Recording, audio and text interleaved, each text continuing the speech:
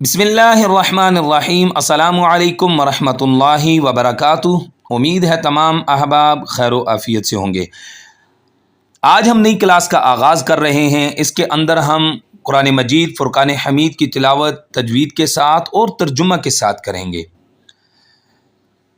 اتنے آسان طریقے سے ترجمہ کریں گے انشاءاللہ عز و جل۔ اگر آپ ہمارے ساتھ جڑے رہے تو چند دنوں کے اندر آپ خود ترجمہ کرنا سیکھ جائیں گے۔ ترتیب ہماری یہ ہوگی کہ سب سے پہلے ہم ایک آیت پڑھیں گے، پھر ہم اس کے اندر جتنے بھی تجویدی قواعد آئیں گے ہم ان کی ڈسکشن کریں گے، تفصیل سے ہم وضاحت سے ان کو پڑھیں گے اور سمجھیں گے۔ پھر اس کے بعد ہم لفظ بائی لفظ ترجمہ کریں گے۔ آپ کی آسانی کے لیے جس آیت کو ہم پڑھیں گے اس کا جو بھی حرف جس لفظ کا ہم ترجمہ کریں گے، جس کلر میں وہ لفظ ہوگا اسی کلر کے اندر اس کا ترجمہ ہوگا۔ یہ آپ کی آسانی کے لیے، آپ کو سمجھنے کے اندر آسانی ہوگی۔ اس طرح آپ چند دنوں کے اندر خود ترجمہ کرنا سیکھ جائیں گے۔ ویڈیو اچھی لگے ثواب کی نیت سے اپنے عزیز و اقربا کے اندر اس کو شیئر کر دیں، اور اگر آپ چینل پر نئے ہیں چینل کو سبسکرائب کر لیں تاکہ ہر آنے والا نیا سبق آپ تک پہنچ سکے اور آپ بھی تلاوت کے اندر ہونے والی غلطیوں سے بچ سکیں اور تجوید کے ساتھ ترجمے کے ساتھ قرآن مجید کو سیکھ سکیں۔ سبق کو شروع کرتے ہیں۔ آج ہم سورہ یوسف کی پہلی 2 آیات پڑھیں گے۔ چھوٹی آیات ہوں گی تو 3 سے 4 پڑھ لیں گے، بڑی آیات ہوں گی تو پھر 2 ہی پڑھیں گے۔ تھوڑا سبق پڑھیں گے تو ہمیں یاد بھی صحیح ہوگا اور سمجھ بھی صحیح آئے گا۔ بسم اللہ الرحمن الرحیم۔ بسم نام سے، با کا مطلب ہوتا ہے ساتھ، اسم کا مطلب ہوتا ہے نام۔ اللہ، بسم اللہ، اللہ الرحمن نہایت مہربان، الرحیم رحمت والا۔ اللہ کے نام سے شروع جو نہایت مہربان رحمت والا ہے۔ الف لام را تلک آیات الکتاب المبین۔ اب یہاں پہ لام کے اوپر مد متصل ہیں، اس کو ہم 4 سے 5 الف کے برابر کھینچ کر پڑھیں گے۔ را کے اوپر کھڑی زبر ہے تو ہم 1 الف کے برابر اس کو کھینچیں گے۔ کھڑی حرکات جہاں کہیں بھی آئیں گی ہم 1 الف کے برابر کھینچیں گے۔ جب وہ وقف کی صورت میں آئیں گی تو ہم 3 الف کے برابر کھینچ کے پڑھ سکتے ہیں۔ الف لام را ایسے بھی ہم کر سکتے ہیں۔ آگے تلک آیات یا کو ہم کھینچیں گے 1 الف کے برابر، حمزہ کو بھی اور یا کو بھی، کیونکہ کھڑی حرکات ہے۔ کاف کو ہم نے موٹا نہیں کرنا، تل کی تا کاف کو موٹا نہیں کریں گے، تا کو پھر 1 الف کے برابر کھینچیں گے۔ بالمبین، اب یہاں پر یا ساکن ہے، یا ساکن سے پہلے زیر آ گیا ہے۔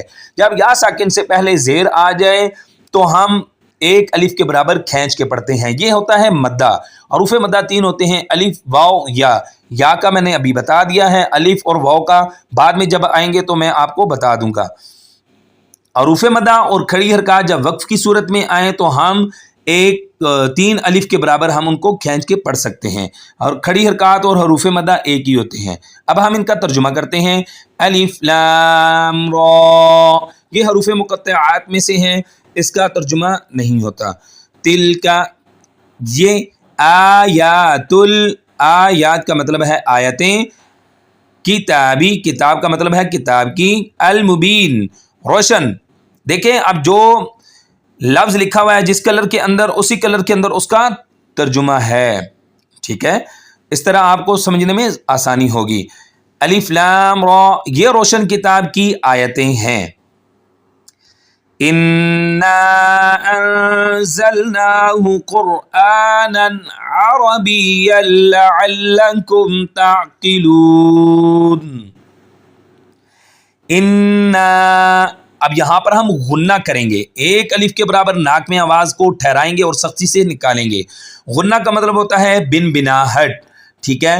نون مشدد اور میم مشدد جہاں کہیں بھی مشدد حرف وہ ہوتا ہے جس کے اوپر شد پڑی ہوتی ہے، یہ سائن شد کا ہے، ٹھیک ہے؟ یہ جو نون کے اوپر ڈبلیو شیپ ہے یہ شد ہوتی ہے، جس حرف کے اوپر شد ہو اس کو مشدد کہتے ہیں۔ نون مشدد اور میم مشدد جہاں کہیں بھی ہوگا وہاں پر غنہ ہوگا۔ ناک سے آواز کو نکالیں گے لیکن سختی کے ساتھ ٹھہرا کر۔ ان اب یہ جو ان سختی ہو رہی ہے یہ غنہ ہے۔ اب نا کو ہم کھینچ کر پڑھیں گے کیونکہ مد منفصل ہے اور ساتھ الف مدہ بھی ہے. الف مدہ، الف سے پہلے جب زبر آ جائے تو الف مدہ ہوتا ہے، وہ زبر والا حرف کہیں کسی اور حرف سے نہ مل رہا ہو تب. انزلناہ، اب یہاں پر اخفا کریں گے. نون ساکن یا تنوین کے بعد حروف اخفا میں سے کوئی حرف آ جائے تو اخفا ہوتا ہے. ساکن وہ حرف ہوتا ہے جس کے اوپر جزم ہوتی ہے. تنوین دو زبر دو زیر دو پیش کو کہتے ہیں. اب یہاں پر ہم اخفا کریں گے. اخفا کہتے ہیں ناک میں آواز کو چھپانا. غنہ کی اور اخفا کی دونوں کی آواز ناک سے نکلتی ہے، لیکن فرق یہ ہے کہ غنہ کی آواز سختی سے نکلے گی، اخفا کی آواز نرمی سے نکلے گی. نون کھڑی زبر نا، اب یہاں پر کھڑی زبر ہے تو ہم ایک الف کے برابر کھینچیں گے. ناہو قر، اب یہاں پر را کو موٹا کریں گے، قر ایسے نہیں کرنا. پھر ایک الف کے برابر کھینچیں گے. آگے نن، قرآنن عربیا لعلکم، اب یہاں پر قرآنن پہ اظہار کریں گے. نون ساکن یا تنوین کے بعد حروف ہلکی حمزہ ہا عین ہا غین خا میں سے کوئی حرف آ جائے گا تو وہاں پر ہم اظہار کریں گے. اظہار کہتے ہیں نون کی آواز کو ظاہر کر کے پڑھنا. اب یہاں پر نون دو زبر نن، دو زبر دو زیر دو پیش کے اندر نون کی آواز جو ظاہر نکلتی ہے اس کو ہم ظاہر کر کے پڑھیں گے، نہ کہ ہم غنہ یا اخفا نہیں کریں گے. ایسے نہیں پڑھیں گے قرآنن عربیل، ایسے نہیں کریں گے، نہیں ایسے کریں گے قرآنل، ایسے نہیں کر کے پڑھیں گے. ٹھیک ہے نا؟ ہم پڑھیں گے قرآنن، آگے عربیل لعلکم. نون ساکن یا تنوین کے بعد حروف یرملون میں سے کوئی حرف آ جائے تو وہاں پر ادغام ہوگا. اب یہاں پر یل لعلکم، یل پر ادغام ہوگا بغیر غنہ کے. حروف یرملون 6 ہوتے ہیں، یا را میم لام واو نون. ٹھیک ہے؟ لام اور را کے علاوہ جتنے بھی ہیں حرف ہیں حروف یرملون، وہاں پر ہم بغیر غنہ کے ساتھ ادغام کریں گے اور لام اور را پر بغیر غنہ کے ادغام کریں گے. اب یہاں پر ادغام ہوگا لیکن بغیر غنہ کے. ادغام کہتے ہیں دو حرفوں کو اس طرح پڑھنا کہ وہ دونوں اکٹھے پڑھے جائیں. ٹھیک ہے؟ اب یہاں پر دو حرف ہم نے اکٹھے پڑھنے ہیں.